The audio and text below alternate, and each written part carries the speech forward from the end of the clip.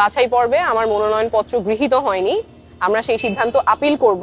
আপিলের প্রক্রিয়া আমরা ইতিমধ্যেই শুরু করে দিয়েছি। পেশায় চিকিৎসক, ধ্যান জ্ঞানে জনসেবা, কিন্তু রাজনীতির মাঠে নামতেই প্রথম বাঁকে হোঁচট খেয়েছেন ডাক্তার তাসনিম জারা। ঢাকা ৯ আসনের স্বতন্ত্র প্রার্থী হিসেবে নিজের অবস্থান জানান দিলেও প্রাথমিক লড়াইয়েই তার মনোনয়ন বাতিল ঘোষণা করেছেন রিটার্নিং কর্মকর্তা। শনিবার বেলা 11:30টায় ডাক্তার তাসনিম জারার মনোনয়নপত্র বাতিলের আনুষ্ঠানিক ঘোষণা দিয়েছেন ঢাকা জেলা প্রশাসক ও রিটার্নিং কর্মকর্তা রেজাউল করিম। মূলত স্বতন্ত্র প্রার্থী হওয়ার জন্য প্রয়োজনীয় 1% ভোটারের স্বাক্ষরের গড়মিল কাল হয়ে দাঁড়িয়েছে তার জন্য।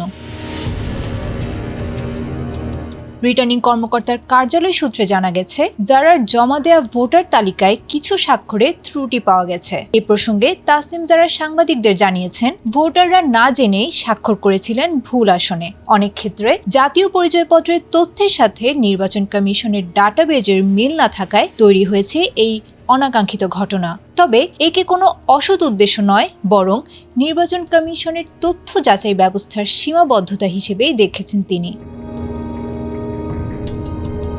হলফনামার তথ্য অনুযায়ী ডাক্তার তাসনিম জারা পেশায় একজন চিকিৎসক। দেশীয় উৎস থেকে তার বার্ষিক আয় 7,13,333 টাকা এবং প্রবাসে তার আয়ের পরিমাণ 3,200 ব্রিটিশ পাউন্ড।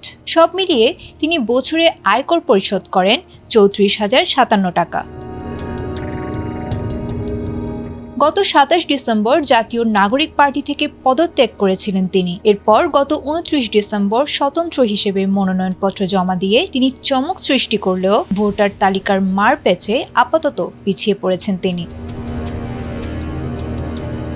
তবে হাল ছাড়ছেন না ডাক্তার তাসনিম জারা। রিটার্নিং অফিসারের কার্যালয় থেকে বেরিয়ে তিনি স্পষ্ট জানিয়ে দিয়েছেন, নির্বাচন কমিশনে আপিল করবেন। সাধারণ মানুষের ভালোবাসা ও ইতিবাচক সাড়াই এখন তার প্রধান শক্তি। Desk report, ATN Bangla.